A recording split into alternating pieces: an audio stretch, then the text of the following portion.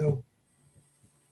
All right, we are live. Hi, everybody. Welcome to the e-commerce work group on the John Lavinia Success Mastermind Network. I'm Stuart Wild, and I'm happy to be here with you guys. A couple things I always like to do as we open up these sessions is to remind everybody that we're all students here, and especially myself. I never want to come off as some sort of an e-commerce guru or some sort of seven-figure seller or anything like that. I'm on the road just like you guys are. I'm doing my best to navigate the Amazon and e-commerce labyrinth, trying to learn as much as I can, not only from my own entrepreneurial ventures, but to be able to gather together with you guys and share information and try and get questions answered and solve problems that I think it will serve us all better if we can do all these things together. Hey, Kim, how's it going? Hi, how you doing, Stuart? All right, let me see who we have here. I'm going to do the quick little. All right, we got Debbie in Florida. We got Mary and Nikki and Ivier and Kim and Evelyn. Awesome. I'm going to drop back out of this. Great. Last week, and Kim, I'm glad you're here for this, and I kind of wish Regina and Joe were here for this as well, but hopefully they'll get a chance to watch this. So a couple things, I'll just kind of go through a list of some of the things I thought we would do this evening, and then we can kind of, open it up to suggestions and topics and questions and challenges and things like that. Before I get started, does anybody have any off the bat questions or any kind of wins they want to announce or any challenges that they're going through, or any updates or any of that? Because I got some updates I'll share with you guys too. What do you got going on, Kim? I know you were working on a lot of stuff the last few weeks. How's that all coming together? I'm feeling a little discouraged today, but I'm not giving up. Don't give up. Don't give up. I will never give up. So my supplier, I want to just say this quickly. So we've been going back and forth literally since September 2nd, right? And so he's supposed to be sending me the second sample, and he says, I sent it. And then in the same vein, he says, well, there could be a problem with the print on the edges. That may be a problem with your large goods. And I'm like, what are you talking about? Tell me, what are you talking about?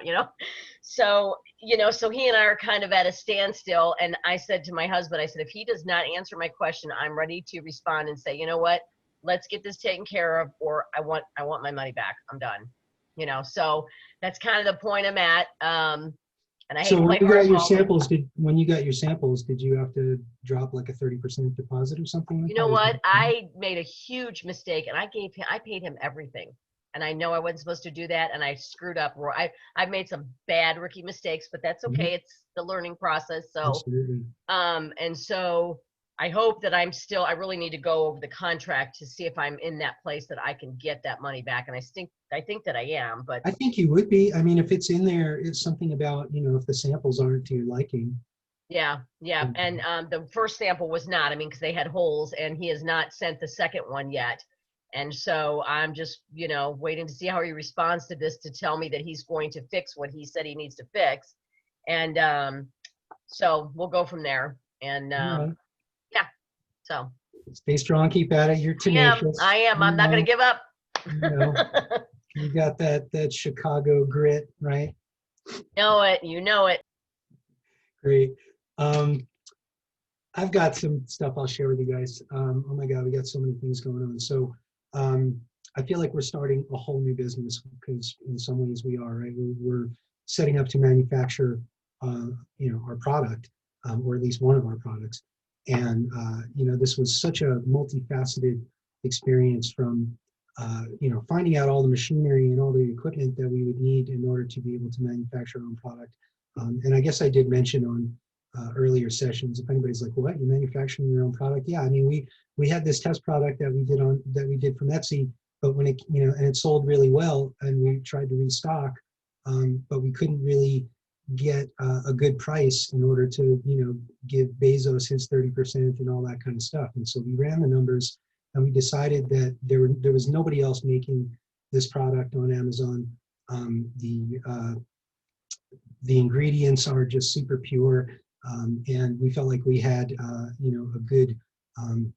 a good competitive niche to sell this product in, but we couldn't find anybody to make it for us. And rather than kill the whole thing, we just said, well, what would it take for us to do this ourselves? And so it's been an interesting journey, sourcing not only all the machinery, but trying to sort of outfit and retrofit our garage space into, a manufacturing facility and all these things, and then sourcing all these ingredients. And, talk about like sourcing nightmares. I mean, it's one thing to sort of look on Alibaba and see, 100 different people selling the same thing. It's another thing to try and find, an ingredient for a product from a manufacturer or a wholesaler that, will do less than a pallet, and in the right, same kind of thing, MOQ. Somebody wanted to sell me 140 bags of citric acid. I wasn't quite ready for that yet. There's all these kinds of things going on. And then the interesting thing about this, guys, is like I spent hours and hours and hours sourcing various different components, again, organic, non-GMO, all the, the purest of all these various different ingredients, essential oils and all this kind of stuff. And then, finding things off Amazon, let's say, just out in the ethers of the internet, and then doing all the price comparisons of all these different different companies offering the same product, right? And some of them were like ridiculously expensive off the bat. Others looked like they had good prices that would be, in our budget in terms of helping us to make a margin. And then, you're looking at, for us, it was like, okay, what did we order? 400 pounds, 200 pounds of citric acid, for example. And to find a supplier that would sell that for the right price. But then when you start looking at shipping, then all of a sudden, you're talking about several extra hundreds of dollars shipping, even domestically here in the US, right? And so then Leah and I are like, let's go check Uncle Jeff, right? And so a lot of the things that we needed, and that we were really ready and willing to source from other places, with the free shipping on Amazon, even if the initial price per unit was a little higher, once you start talking about free shipping. So it's really interesting, guys, even from a manufacturing perspective and sourcing chemical ingredients and all these different things that you would think you would be able to get better from like a wholesale distributor manufacturer. And then after almost like weeks of doing all this research, and then I'm like, oh crap, it's on Amazon and free shipping, boom, done. So, really very interesting as far as all that goes. And yeah, and what was the other thing? Our cargo, our big shipment from China that we've been waiting on for months, finally got released from customs.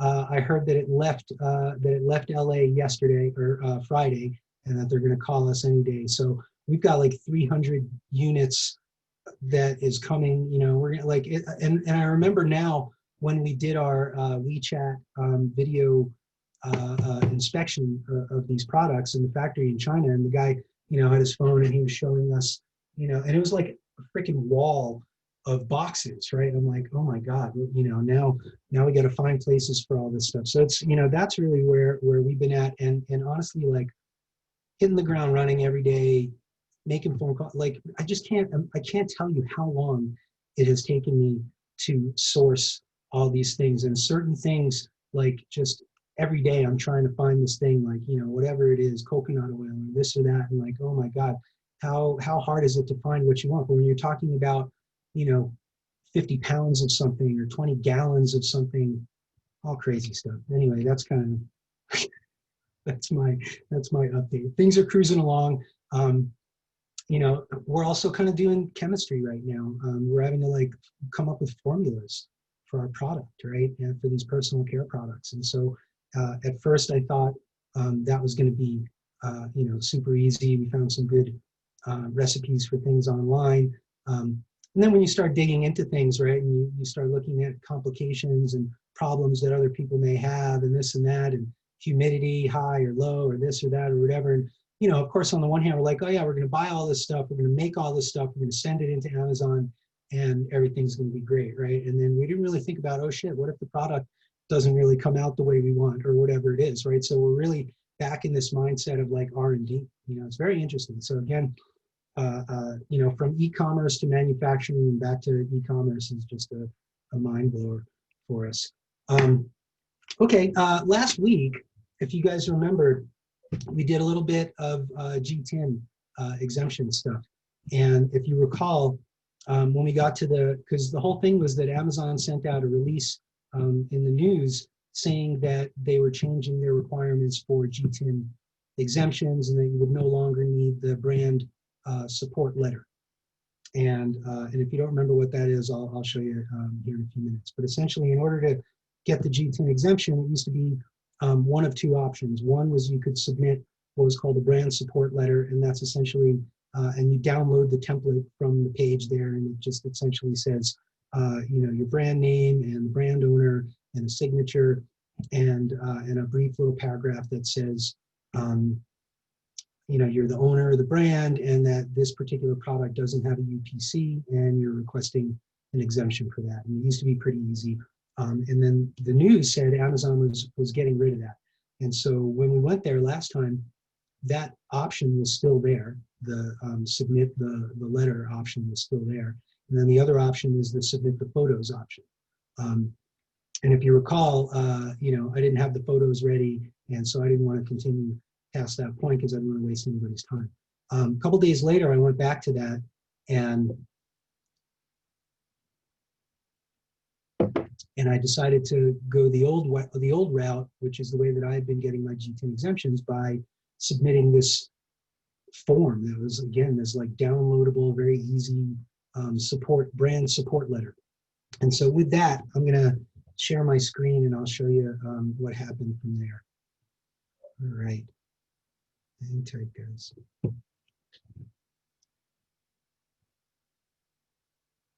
All right.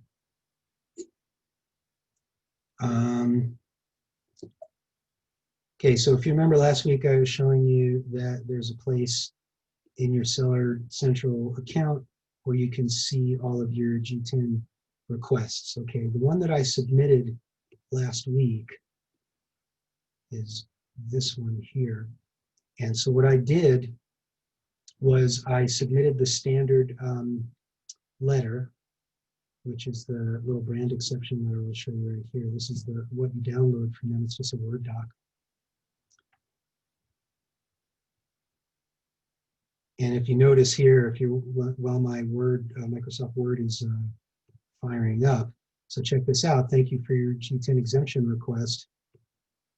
Your request has been denied. You guys see this? As the following did not meet the criteria. Now, first of all, here's the letter, and they tell you to download this letter. And it's just, you know, fill in the blanks, name of seller, seller email, all that kind of stuff, brand owner, signature, and date. And I've gotten probably 4 G10 exemptions by doing it that way. And then when Amazon said, hey, we're no longer going to be doing these brand support letters, I said, oh, well, we should probably cover this in the session. So I went back and, you know, they hadn't changed anything. So I decided to just try and get the G10 exemption the same way. And they sent back this denial saying that that my brand support letter did not contain the seal or stamp of the brand owner. And I'd never seen this before. And again, had applied for 4 G10s exemptions and had been approved the same way. Then this comes back with a denial. This is just another interesting example of how Amazon kind of changes the rules whenever they want, or sometimes they apply to you and sometimes they don't. So what they said was, please submit a new G10 exemption request with support letter with brand owner stamp or seal. Okay. So what I wound up doing was I went online and I found an online seal and stamp maker. Okay.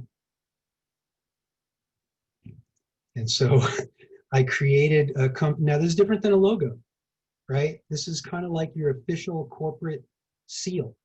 Okay. And all I did was I looked online and I looked at other examples of corporate seal typically it'll say the name of the company. If it's an LLC or a corporation, whatever it is, the state. Some of them have like your slogan or whatever, and it'll usually say seal with the year that your company was founded, right? So I don't know, it took me maybe a half hour or something like that to design this online and download it and print it out. And so then what I did was I took that and I put it on my brand support letter. You guys see what I'm talking about here? You guys see this? So wait, so even though your brand is the Thrive Organics, you're selling it under Laughing Llama, and that's what they were looking for, was the Laughing Llama seal. Again, this was a judgment call that I made, but I read the email very carefully, or the response, and what it said, because I did it 3 or 4 times. I read it several times, and what it said was of the brand owner. Okay, and so you can have a brand name, right? But if you have an LLC, then the brand owner is the LLC, right? So you could have 10 different brands under your business, but the brand owner is the LLC. So and again, like, I was meticulous about this. I just made sure before I did it, and I went back and I looked and I said, okay, they want the seal, or the corporate seal of the brand owner. So I went ahead and I designed this goofy little thing. I put it on there, and then I submitted the G10 again. That same, go ahead, Kim. So I have a question. Why is there a reason why you would do it this way versus doing the pictures, taking the pictures? Because maybe I don't have the pictures for this product, or maybe I've always felt that this way was easier than pictures, because the times that I've dealt with pictures, they come back sometimes, oh, it's not this or that. So I had good success with this. Yeah. And when they sent back this thing saying, hey, resubmit it. So that's just what I did. So I resubmitted. I'd never thought of that. I resubmitted the G10 request, and then the next morning,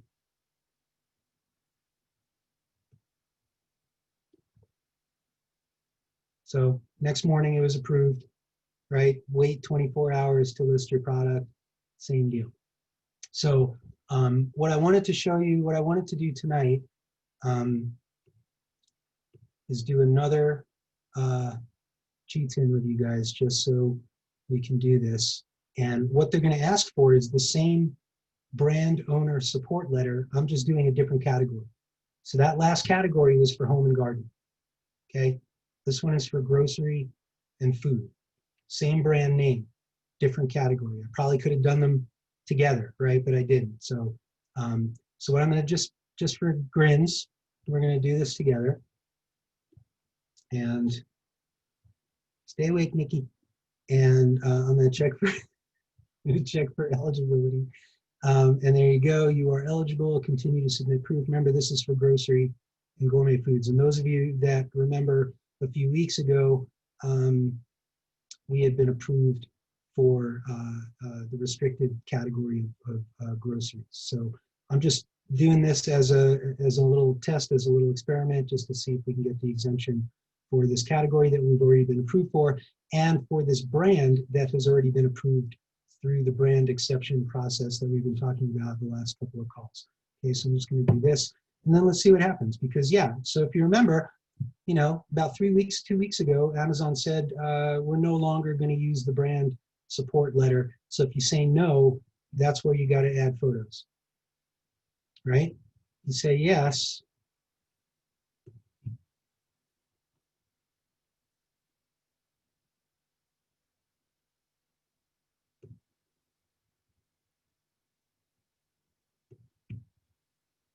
All right, that's the one with the stamp.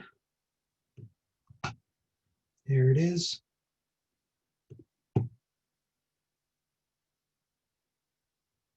So there you go. It says under review. If I go back here to my list, now you can see that there's another request. So you didn't actually put a product in there though, right? No, because again, the G10 exemption is for all products under a certain category. So the last G10 I got was for home and garden, right? So here's the request, there's the approval. So now I'm requesting for that same brand. Now I'm requesting a G10 exemption for grocery and gourmet food. Once I get that, then I'll be able to list products under grocery and gourmet food. Okay. Okay. You know, it's so funny that, you know, you see this stuff, you hear this stuff, and all of a sudden a light bulb moment. I guess it's just my blonde hair, you know. But so, like, I guess I didn't realize that once you do that exemption, you can sell anything under that category. Exactly. Yeah. Isn't that worth the price of admission right there? Yeah. Okay. Yeah, no, and again, I mean, I got to say, like, you know, I'm not doing this 24/7, especially, you know, the last couple of weeks, because I've just been doing all this other sort of more tangible, you know, businessy stuff with setting up our manufacturing. And so going back to this, even after a couple of weeks, right? And like, you know, when this is so new for all of us, I think it's just good reinforcement and just good, you know, reaffirming all the things that we learned about this. And honestly, again, you can see something that seems really straightforward is like, you know, what is it, module 2 in Blue Sky or something like that. It's like one of the most basic things, right? And you can get hit with a nasty roadblock right there. So there's that. Let me stop sharing for a minute. I got a quick question. I saw your hand there. Stuart. What's up? This is Hi. You know, you cut out, Kim. You cut out just briefly, so I'm not sure if you actually asked this question or not. If you apply for a G10 exemption in a certain category using a certain product, does that product actually have to be the product that is from that category? In other words, do you actually have to have the intention and go ahead and follow through with listing that product under that category? Or could it just be, hey, I need to get an in and get approved in that category, and I'm going to use this product, but I'm not actually going to list it in that category? Yeah, once you change categories, then you're not approved anymore. So you have to be in that category that you get approved for the G10 exemption. And if you do it with a brand exception, the brand name has to match exactly what you put on the application, right? If I would have put Thrive Organics with an X or some, whatever, you know, or anything else under the brand, then it would have flagged me and said, sorry, this brand is not approved. And then you get that error 5665 thing that we've been talking about for a few weeks. Evelyn, let me clarify one thing, because what you said was when you're applying for a G10 exemption under a certain category for a certain product, forget about, just strike the for a certain product. Okay, notice that I didn't have to have a product yet. So the next phase is when you list the product, you have to make sure that you list the product in the category that you've applied for the G10 exemption, and it has to match exactly, or like if you do, and it's goofy, we've talked about this too. Is Mary on? I know Mary's run into this too, where when you go to get your G10 exemption, there's a whole drop-down list of categories, and then when you go to list your product and you're trying to like match that category that you got the G10 exemption for, like for one of our products, it was like personal care and beauty or something. And then it was like health and personal care when we went to list the product. So again, kind of a goofy thing with Amazon. But when you're getting your G10 exemption, Evelyn, it's not product specific. So you don't have to have the product. So you can have the in, like you're talking about, but you have to have at least an idea of the category that you want that product to be in, or at some point you're going to have to get an exemption for that category that product is in. Does that make sense? You're squinting your eyes a little. No? Stuart, so I guess it's not possible to do that next step that you're talking about? Like in a video? No. Like the listing, you mean? I guess listing your product. Yeah, well, I was kind of thinking we would do that tonight. So maybe we can do that. Cool. Okay. Yeah, I mean, honestly, like that's, you know, I feel like so many of these things that we're learning can be sort of isolated and scattered, where I really like the idea of a logical progression of these things, right? And so we did the G10 exemption, and why not? So this is kind of what I was thinking for tonight, was to go right from this into. Stuart, can I ask you a quick question? Yeah. Sorry, this is Debbie. When you got that response that you needed to add a brand name seal, why would you not add your logo? Because your logo is different than a seal.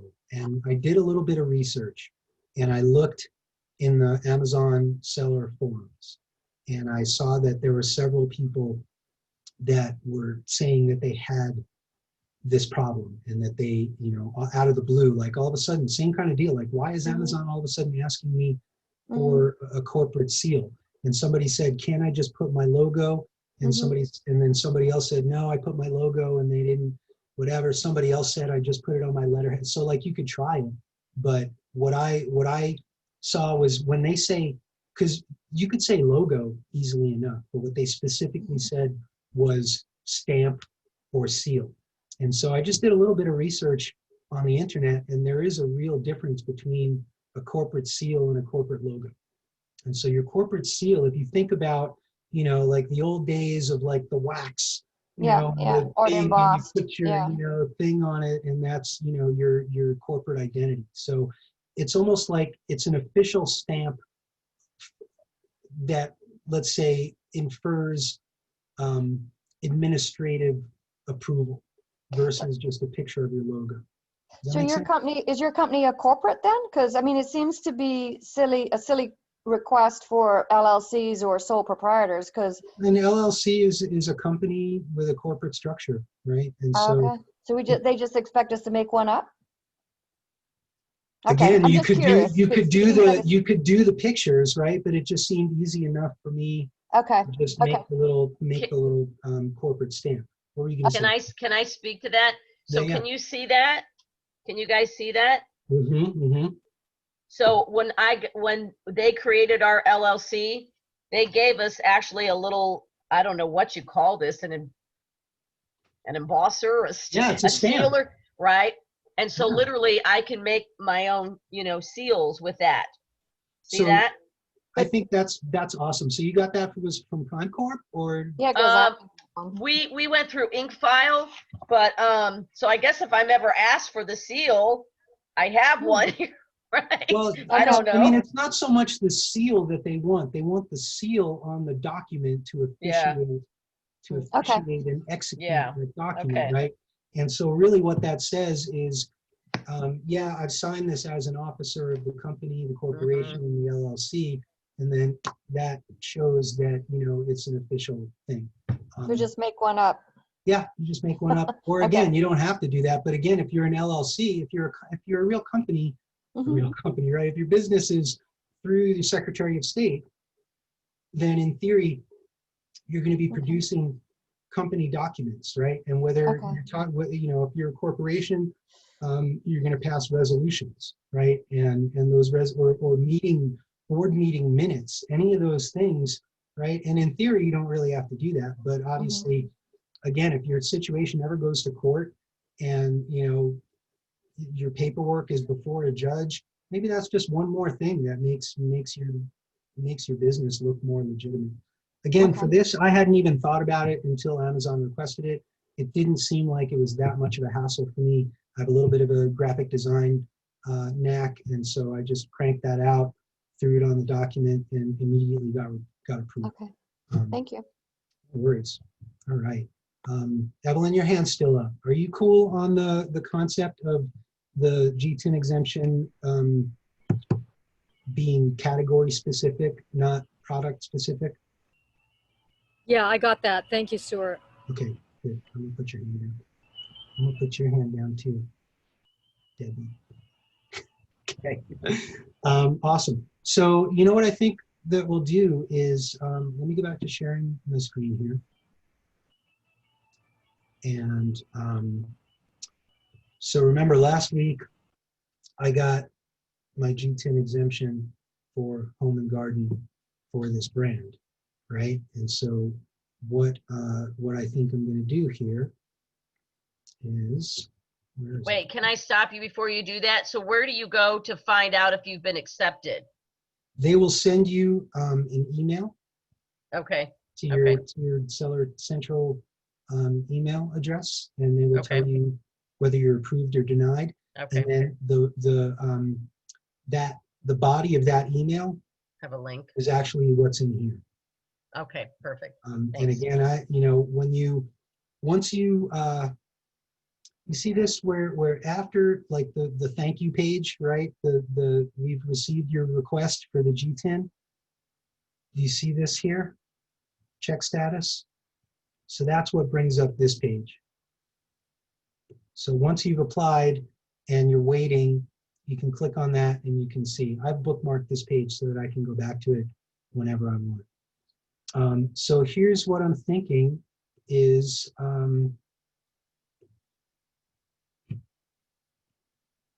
so does this seem cool, you guys? Do you guys want to do a quick little demo on how to list a product?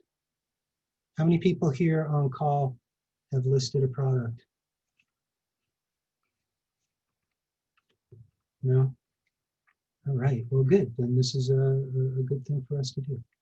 Okay, so when you go to the catalog tab on your Seller Central dashboard, you get to a point where it says add products, okay? And that's what brings up this screen, okay? If you are adding a product that's already on Amazon, then you fill in the blank here. Like if you're doing like a replens or something like that, or you have something that other people are also selling. But for our private label purposes, we click I'm adding a product not sold on Amazon.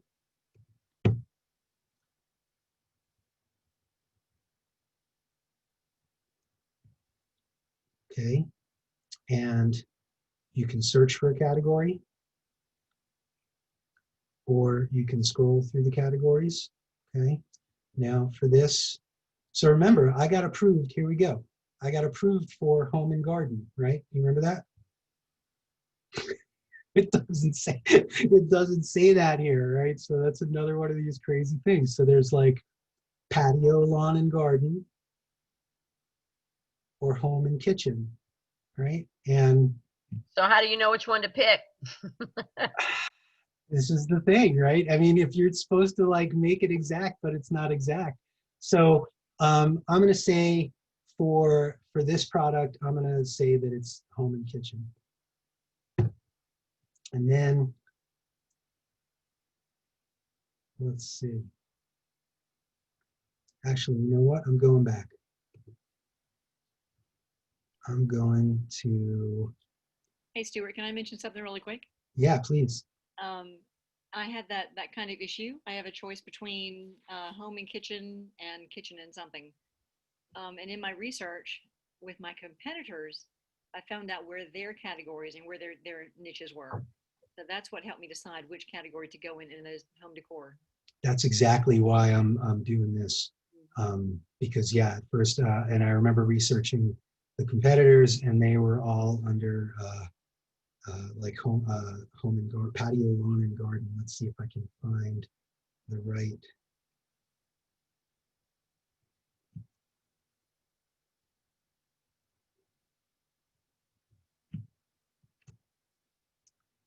Here we go.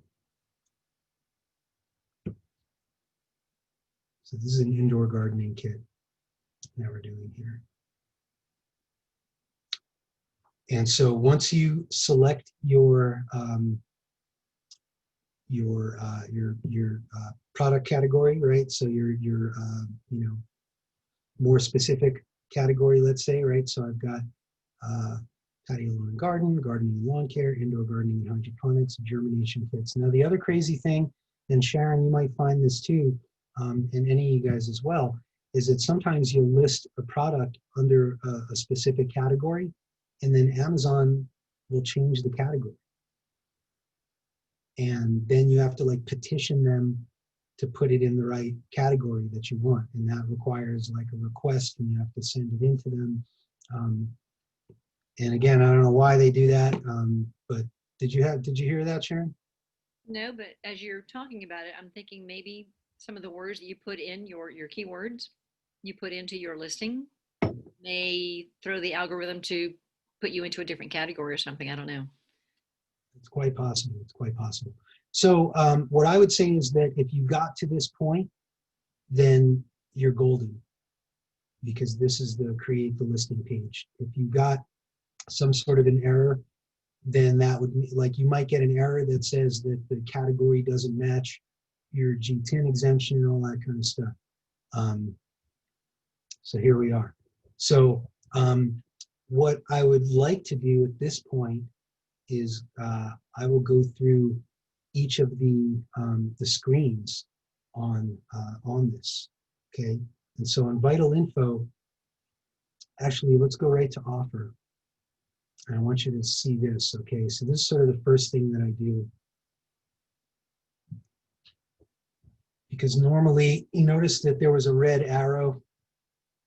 I mean, a red exclamation point on offer, right?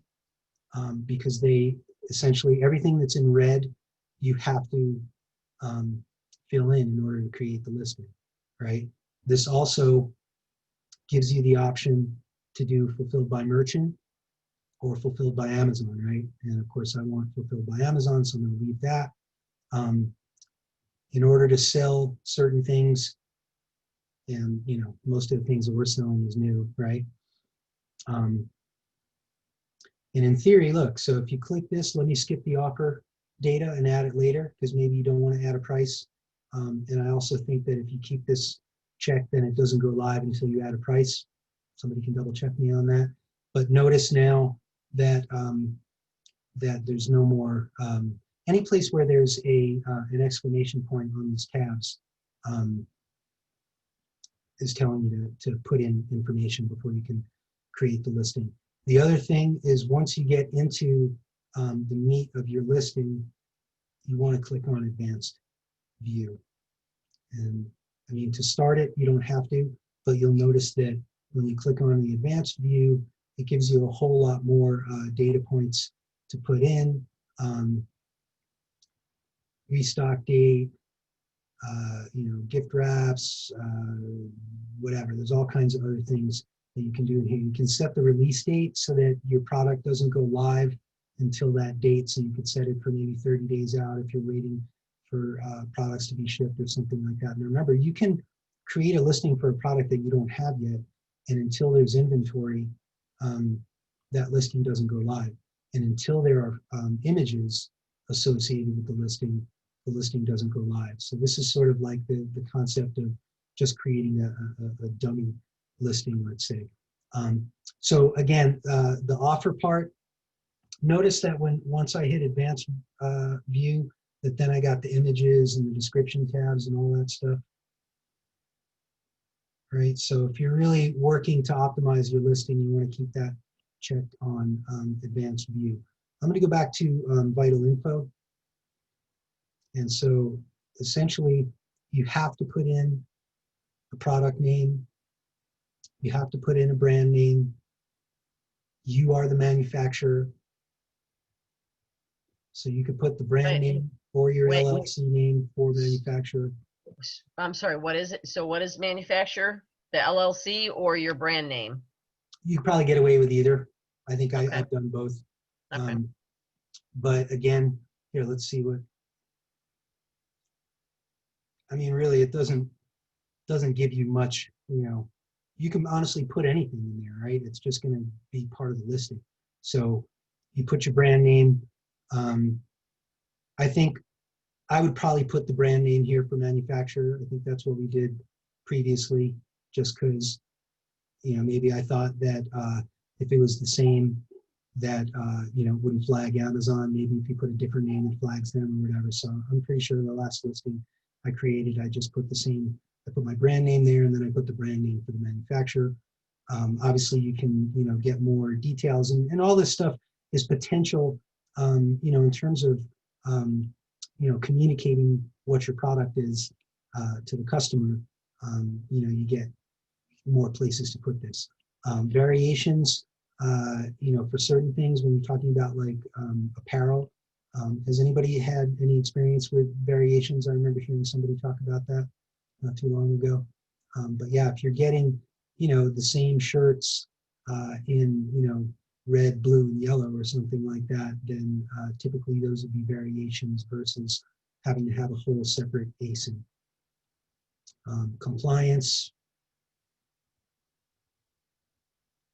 So this is more if you have like batteries. Like we all remember hearing that Amazon's really picky about having batteries shipped. And so if you can avoid having batteries in your products, I think Amazon treats you a little better. Evelyn, you want to tell us about Prop 65?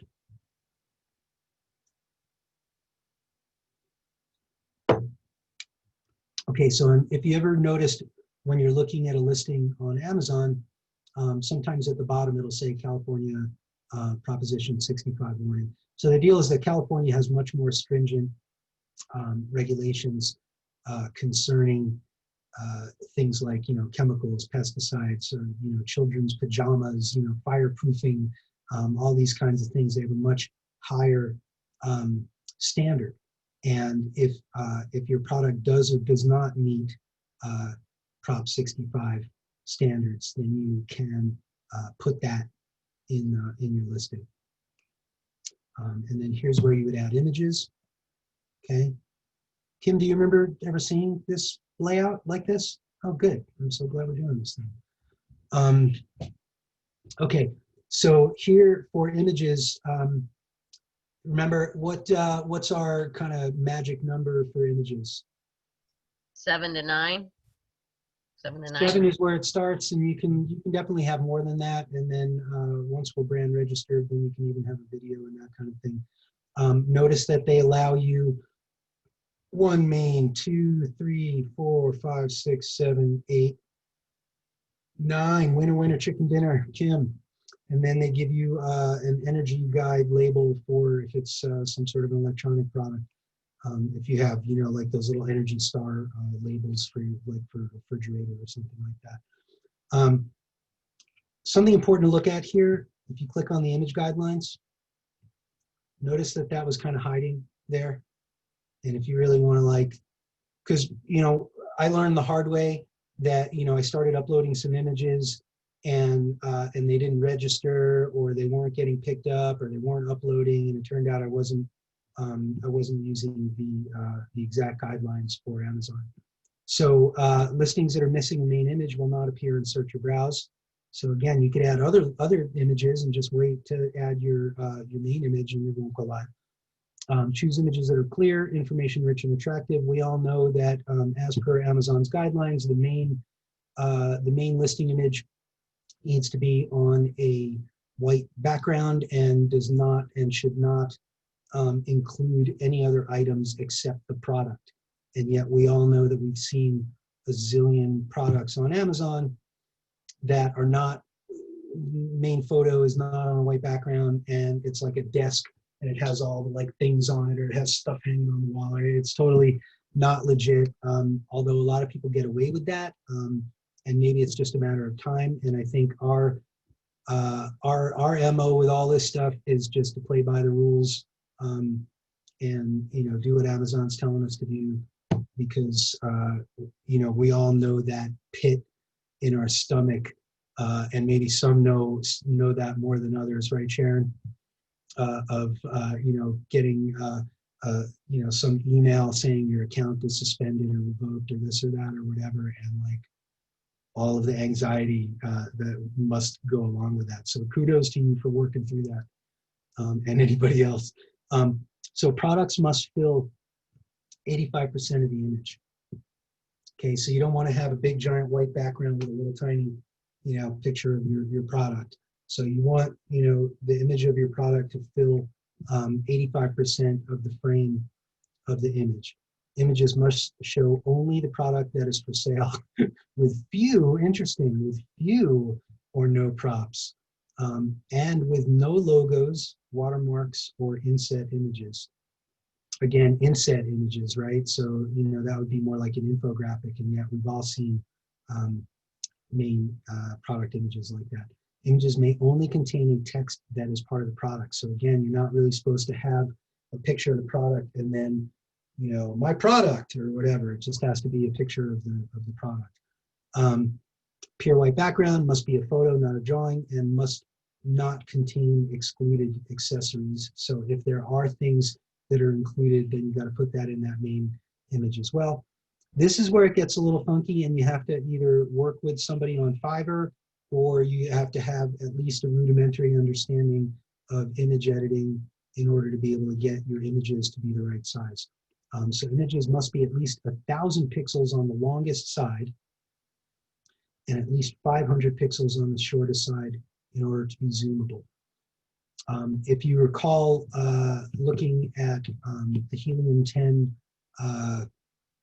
evaluation score that's on the top left corner right by your photos kind of thing, if the main image photo does not meet those requirements, it'll ding you and it'll show you that you'll get a red flag, because it'll tell you, hey, your image is not.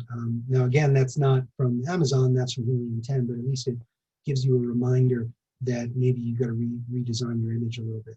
And really, one of these sessions, maybe next week, we could do basic graphic design. We could do like a Lightbox or a Photoshop or some kind of something that we can get folks, working on their own images. Or you can just send them to Wayne. Everybody send all your product images to Wayne for editing. Sorry, buddy, love you. So images must not exceed 10,000 pixels on the longest side. So that's kind of your things, between 1 and 10,000 pixels, and at least 500 on the shortest. What I've done is via Bradley Sutton with Helium-10. He recommends 2,400 pixels wide, and at least 500, right? But if you go 2,400 pixels wide, then it's going to be more than 500 on the shorter side, kind of thing.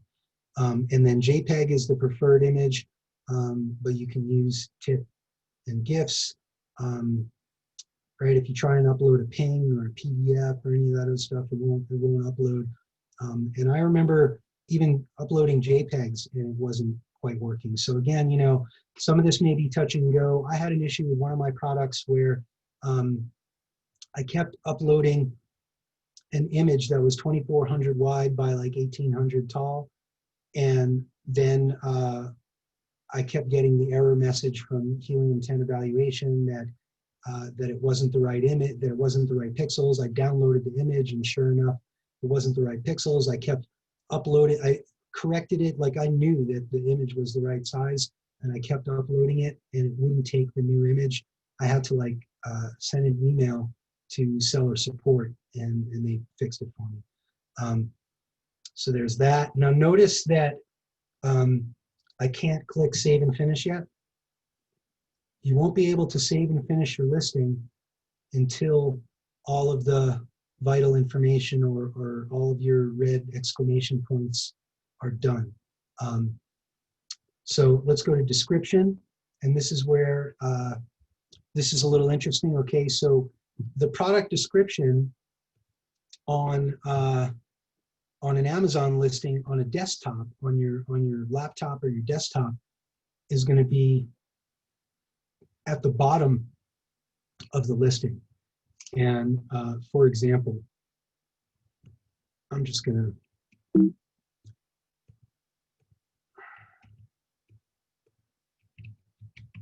to pick up a regular Amazon listing here, and I'll show you the product description.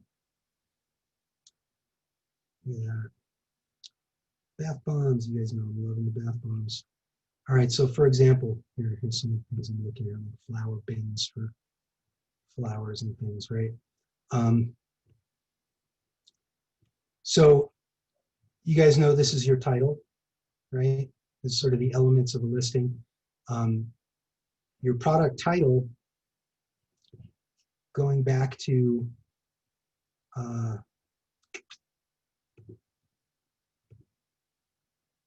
where's our listing? there. I'm gonna go back to vital info real quick. So this is another one of my beefs with Bezos. And Jeff, if you're listening, man, this is something you gotta fix for us sellers. Again, like things are incongruent, and like that bothers me, right? And you're trying so hard to just be meticulous about where everything goes and what the names are of certain things, especially as we're new and we're trying to figure this out. So product name is your product title, okay? And the description, oops, sorry. Where is it? Stuart, in that product name, you're not going to list that entire title, right? Yeah, you are. Yep. Really? Okay. Yeah. I mean, to start your listing, you could just put something just to start it, but it should be like the name of your product. You can tweak that. And you can tweak those product names or product titles, your listing title, right? So and that again, whole thing would be under product name. that whole thing would be under product name. Notice the space, like, keyword space dash space keyword, right? So that's sort of one of the formulas that we've been taught is, you can do maybe 4 or 5 different keywords separated by a space and a dash and a space in between each one. I think somebody's coach was telling them you could do the vertical line. I think that was Wayne as well. You could do a vertical line. But that's kind of one of the formulas is, 3 or 4 word key phrase, kind of short to medium tail keywords, through your listing. You don't want to, as Chelsea was talking to us about on Friday on her copywriting session that she did for us here at the Success Mastermind Network. She was very clear to say, use the, you get 250 characters, right? And that's the other thing about this is, you'll go through here and I was going to say, you get to a certain point. I was just going to put stuff in there. But you get to a certain point, and if you go over, it'll flag you. It won't accept it. It'll say that is more than 250, whatever. So we've heard like 150 to 200 is good. Our coach has been pretty clear about like use as much of that as you can, but be sure to make it readable, keyword rich, but have a flow, right? And going back to description. So again, I'm going to go back here to the description page, okay? And again, up top here, it says product description. Now, what's interesting, this is the first thing that they ask you to put in under description, right? Well, if you go to any listing, right, these are your bullet points, right? Right, 5 bullet points, looking good as far as a listing, right? We've got 500 characters for each bullet point, if you remember what Sophie and what Chelsea was telling us last week. Right, so 5 bullet points. The description is all the way at the bottom, even after the comparable offers, right? So you see this here, product description. So even though it's the first thing that Amazon asks for on the description page, it's literally like the last thing that you see before the reviews and things like that. And we did a whole session on this where you can use HTML, which is a little bit of very basic web coding, and we can do another session on that, but you can bold certain things. You can, because here's the deal, if you don't use, that was my Joe Biden impression, here's the deal, if you don't use HTML, then that body of text is unbroken and is just this, just ridiculous, like horrible to read. Nobody would ever want to read it. There's no bold, there's no separation. So if you want your descriptions to pop and look like this and to be able to repeat, your unique selling proposition, your features and your benefits and things like that. You got to use a little HTML, and we can do that another time. But notice how nice this description looks, where, you know, there's a bold thing. You know, again, this is sort of like speaking to the consumer, right? Your search, it doesn't just say like, you know, what it is. It's speaking to the consumer. And from what I've read about the description, this is where you can get a little flowery and descriptive as well. And you get 2,000 characters for this. And again, it may not factor as high in terms of keyword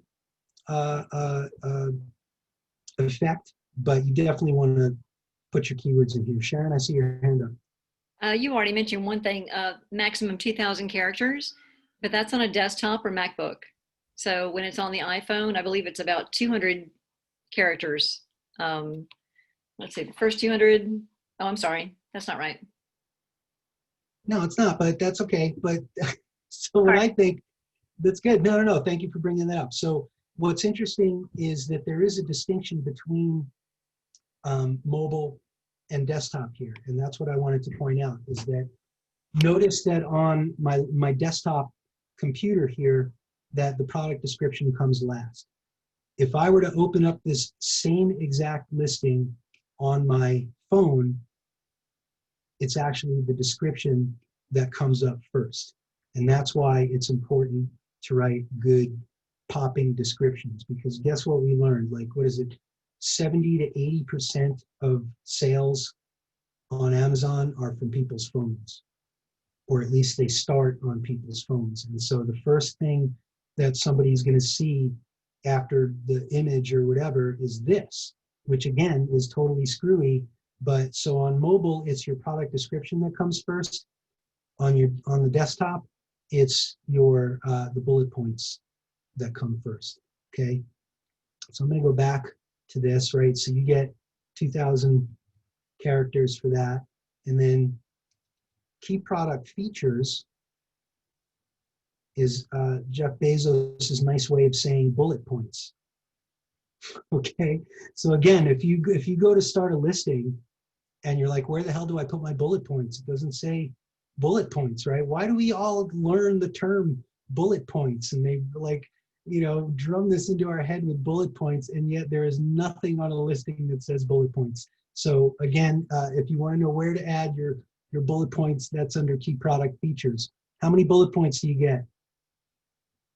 5. How do you get 5? There's only 1 here.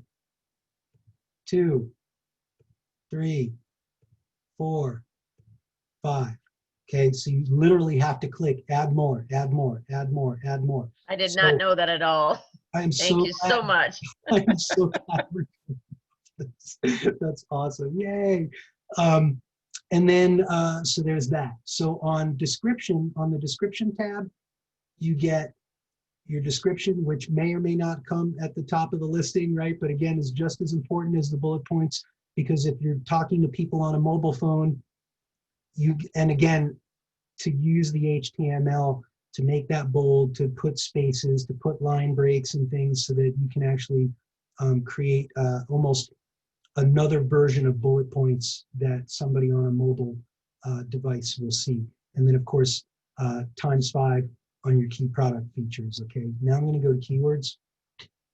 Okay, so this is where you can start getting what they call the back end keywords and things like that. Yeah, go ahead, Kim. Okay, so I guess this I'm a little confused with, because I guess I thought in your description were your keywords. So where are these going? And okay, so you've probably heard the term front end and back end.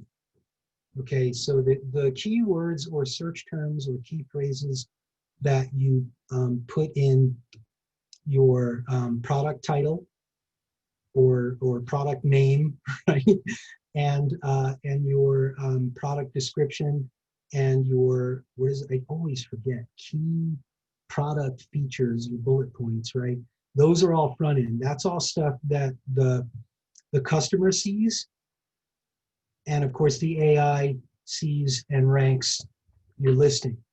The back end keywords is really what they mean by that is that the customer does not see those. but the algorithm sees those, the AI sees those, right? So these are all opportunities to get more of your keywords into your listing apart from your bullet points and your product title and your description. So depending on what it is, again, here it is. Put something in there, that, again, why waste any fields that is going to give you the opportunity to put keywords in there? So if it's a bath product, put bath. If it's whatever, and I don't know if you have to actually select one or if it will let you put something, right? And guess what? See that?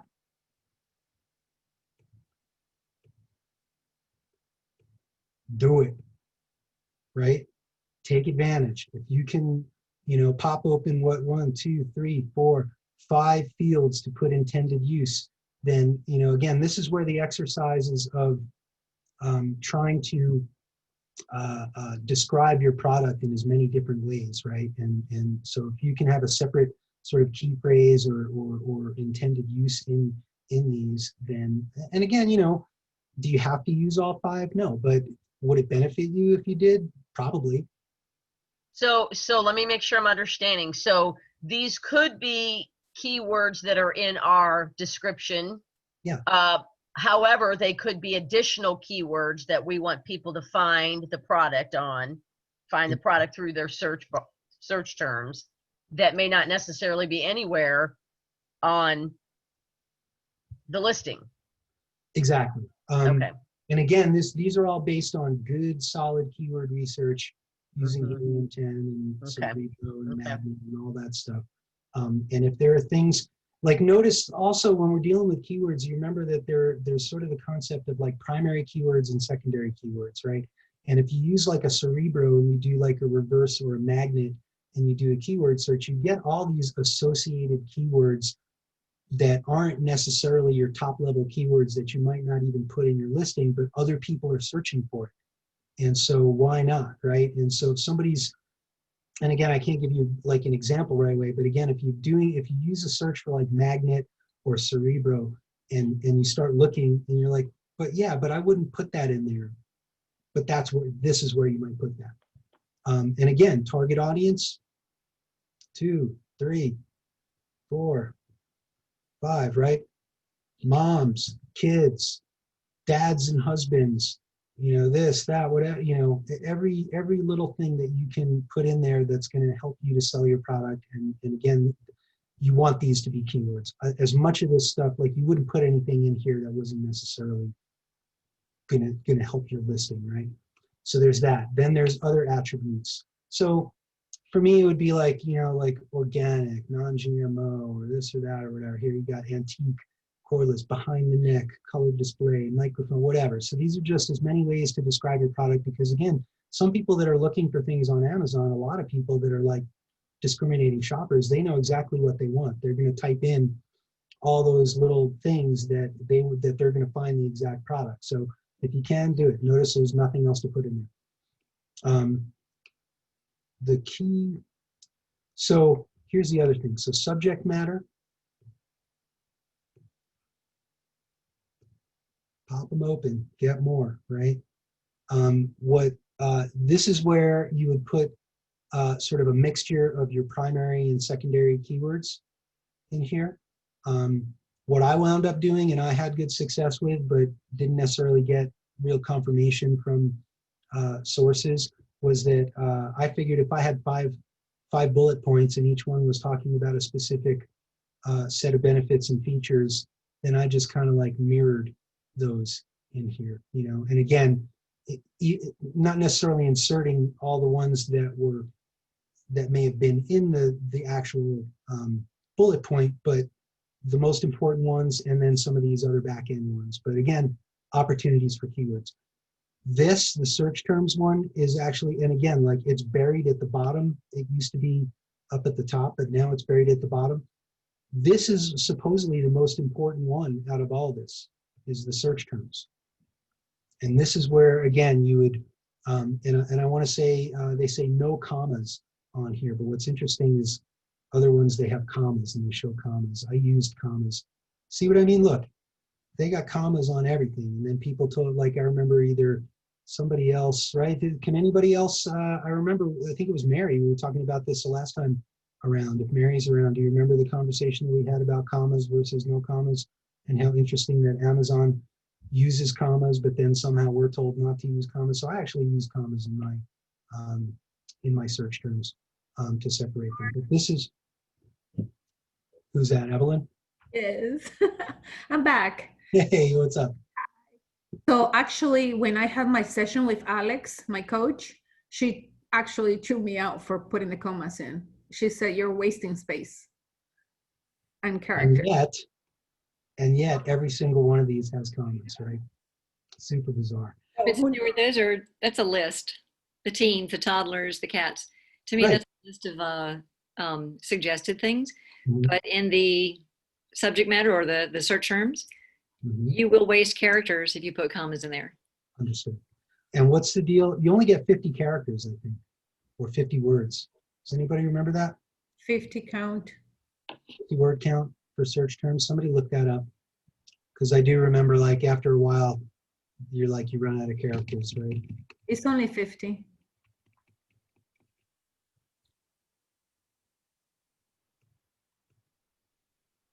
Interesting. That looks like more than 50. So again, I do remember that there is a word count here, or that there is a limit, and when you get to the limit, it flags red, and it won't let you. It'll put up a little note here that says you've reached your character limit. Please, add less characters or something like that. And then this whole other thing about platinum keywords. Do you remember, Evelyn, when we talked about the platinum keywords? Oh, yeah. And that you can put them in there, but unless you are a platinum level seller, from what I understand, that it doesn't matter. You're 100% right, because Alex told me the same thing. It will come up to certain listings, a platinum, but it will not appear or act as a platinum word search unless you're a platinum seller. So Okay. I was able to confirm that. So you're right. And for those of you that haven't heard of this, there are different levels of Amazon sellers, and it's by invite only. And so in order to be like a gold level seller, I think you have to sell more than like 10 million a year. And I think in order to be a platinum or something like that, but it's like we're not quite there yet. But yeah, so let me know, Evelyn, let me know when you get an invite. We're heading that way. All of us, we're heading that way. Come on. That's awesome. All right. Well, so that's kind of the gist of the listings there. Evelyn, you missed a good little session. We went through. I went through the last of the G10 thing. I'll have to share with you how that all worked out, because there was this whole thing about I applied for the G10 exemption that I started last week, and I used the brand support letter, but then they sent me a denial saying it didn't have a corporate seal on it. So I just made one up and stuck it on there and reapplied, and they approved you. Are you kidding me? So ridiculous. All right, so I'm gonna unshare, if that's a thing. All right. I know we're a few minutes past. If anybody's got any questions or any comments, we can kind of roll through that real quick, and then we can all take a little deep breath and then go over to John's room for book club. I've got a quick question. Yes. When you're making the listing, Evelyn, you may know this. Dan Rogers has mentioned creating a canonical URL. How is that done?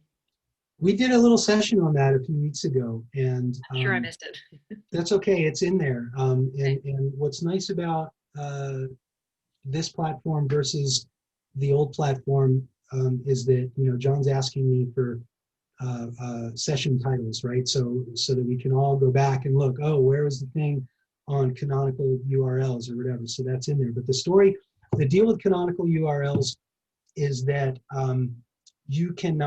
you don't make them. Amazon makes them, but you have to trick Amazon into using the canonical URL that you want. And that formula that I was sharing earlier for product title, few keywords, space dash space, another few keywords, space dash space. And if you do that like 5 times, that's what Amazon will use for your canonical URL. And there's a whole, like, I'll have to go back and look, but there's a way you can, like, every listing actually does have a canonical URL, but Amazon decides that. So there's some tips and tricks that you can use to sort of not quite force, but steer what Amazon is going to use for your canonical URL. So yeah, and there's, let me see if I can pull that up real quick. We got a couple minutes.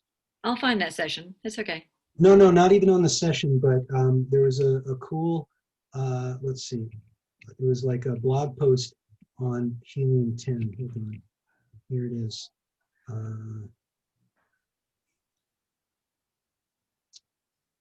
And they have a, what is it called? You know what, I'll just look it up and we'll do it next time. But there's like there's a website that essentially is, and I think Helium 10 has one, and I was using another one, but they're called like super URLs. And there's different kinds of super URLs for your listing. And it was a thing where you just literally put in like your main keywords, and then your ASIN, and then you click submit, and it spits out a canonical URL for you, and then you have to like reverse engineer your title. That's kind of how it works. If you can start out with the canonical URL that you want, and then you kind of reverse engineer your title, and then it encourages Amazon to turn that into your canonical URL. Sounds complicated. You know what? The other interesting thing is every product has both kind of your basic ASIN-based URL, which is what we all look at when we see our listings. But I can't remember right now. We'll do it maybe next week. But there's a way to actually look at your own products, and maybe Evelyn and I can do this with our listings or whatever, and we can find our exact canonical URLs. Well, cool. What? Say it.